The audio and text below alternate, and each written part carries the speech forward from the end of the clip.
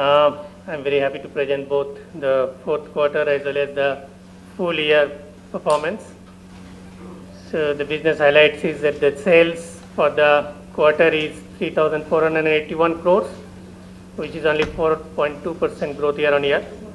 But for the full year, it is 13,217 crores, which is almost 14% growth. The gross margin for the quarter it is 57.2, and for the full year it is 57.4. So year on year, on absolute term, the gross margin has increased by 18%, whereas the gross profit for the full year has grown by 25%. R&D, particularly for this quarter, as a percentage of sales, has gone up to almost 11.4, which in absolute terms is 71% increase. But for the full year, R&D is at 9.4% of sales, which is in line with whatever we have been already talking about. And in absolute term, it is a 62% increase.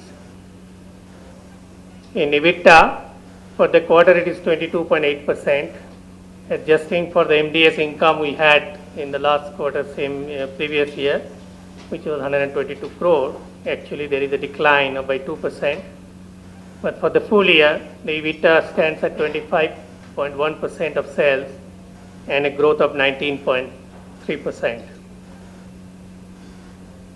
In terms of launches, for the quarter we had 3 launches in USA, and for the full year we had 9. In ASEAN CIS, 3, for the full year 12. India, we had 3 launches for the quarter, total 11 for the year. And Europe, for the year we had 8, none for the quarter. Rest of the world, we had 4 for the quarter and 14 for the year. In terms of ANDA filings, for the quarter we had 5 filings. In that year, we had 13 filings. And in terms of the DMF, for the quarter we had 8, ended the year with 12 filings. Overall, in USA, there is a 46% growth for the year. And in Europe, there is a decline by 10%. Emerging markets, there is a 21% growth. And India, for the full year, there has been 8% growth. So coming to USA, for the quarter, it has been 31% growth year on year. And injectable portfolio for the whole year exceeds $225 million.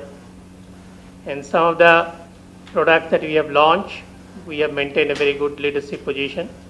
For example, Destabin is still holding 58% market share, Azacitidine 44%, in Reclast we have 65%, and Jometa we have 35%.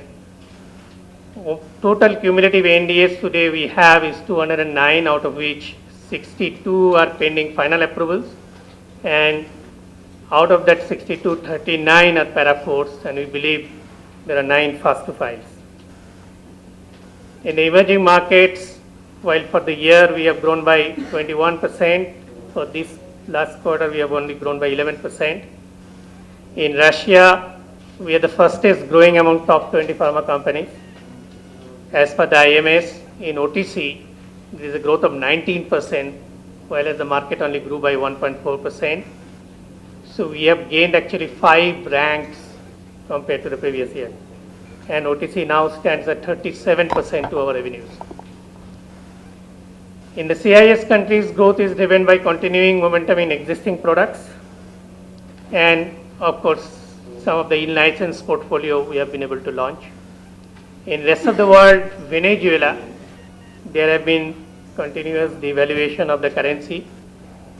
In FY13 itself, the currency devaluation happened to the extent of 43%, in FY14 almost 36%. But in FY14, the revenue has grown after this devaluation by almost 53%. So Venezuela as a country, we have more than $50 million as a revenue. India, for this quarter, we have grown by 18%. So overall for the year, 8%. But this 18% is a very significant growth. If you really look at the MAT of March 2014, whereas the IPM growth is 9.9, our growth is showing 12.2. So among the top 20 companies, we are the 6th in terms of growth. And our biosimilar revenue is stable despite much higher competition and some price reduction there at 113 crores for the year.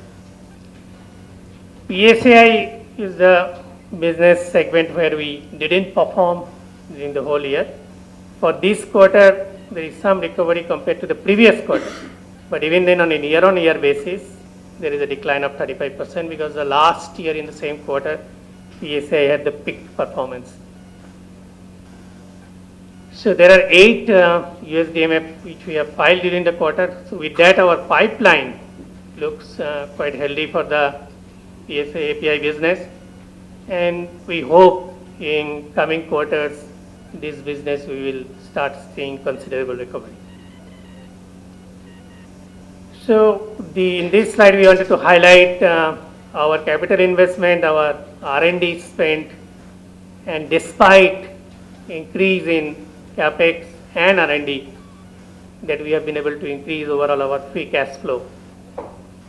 And our net debt to equity today stands at 0.12, which even in the end of last quarter it was standing at 0.21.